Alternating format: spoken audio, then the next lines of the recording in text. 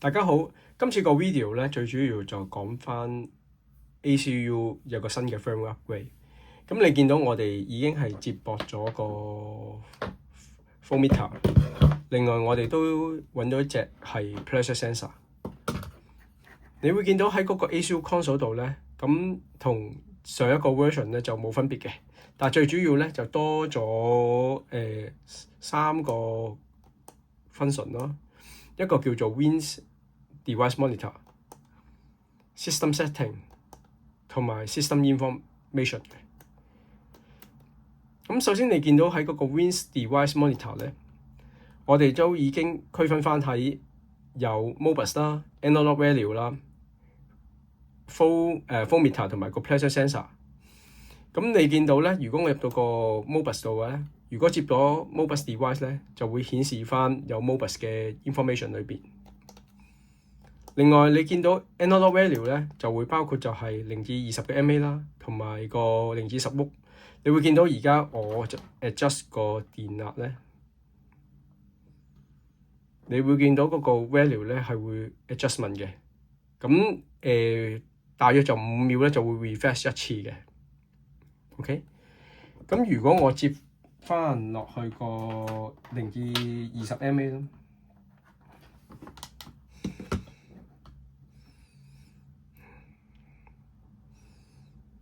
你會見到個 current 咧，我哋 adjust 個 current 咧係有 adjustment 嘅。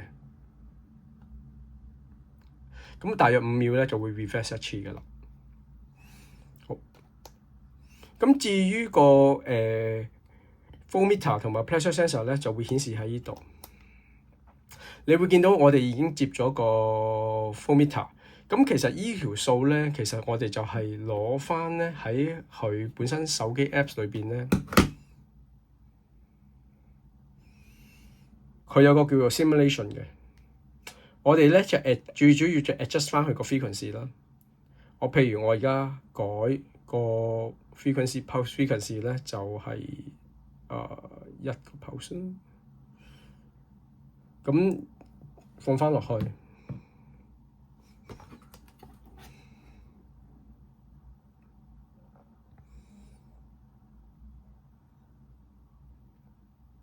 你會見到咧，佢個 frequency 咧一陣間就會慢慢去 drop 翻㗎啦。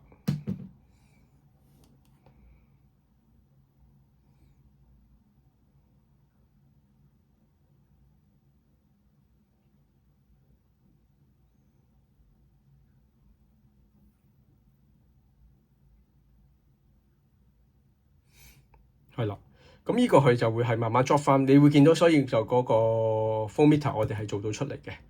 咁而因為我冇接駁個pressure sensor 啦，咁而家你會見到咧，其實我哋都會顯示翻咧個 pressure sensor 會，如果接駁咗有 pressure 嘅話咧，就會顯示個 value 喺呢度嘅。咁而呢個 value 咧就係擺翻個 meter level 去做嘅。咁至於 others 咧，就係 for 翻咧，就係日後如果接駁其他 device 咧，可以顯示翻喺呢度啦。咁呢個我哋係 reserve 將來用嘅。另外你會見到個 system setting 咯。system setting 咧就之前我哋都可以 set 翻個 data locker 係幾耐時間係攞一次數啦，同埋 transmit 嘅。咁我哋多咗一個新嘅功能叫做 calibration setter。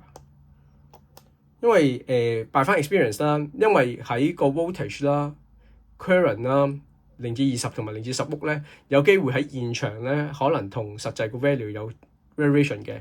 咁我哋咧都可以咧做一個叫做人手做一個做一個 offset。咁詳細咧就會喺個instruction guide 嗰度咧就會話翻點樣做㗎啦。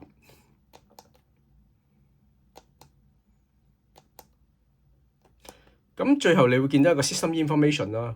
咁最主要我哋個版面更新咗，有個DTU 嘅 status 啦。咁另外就 SD 卡嘅 status 啦。另外咧，我哋都加咗個 temperature humidity 個 value 咧，就喺呢個 display 度，同埋個 firmware version 嘅。咁最主要今次個 firmware upgrade 就係咁多。咁詳細嘅operation information咧就會之後會喺個 instruction guide 嗰度會提供翻嘅。唔該晒。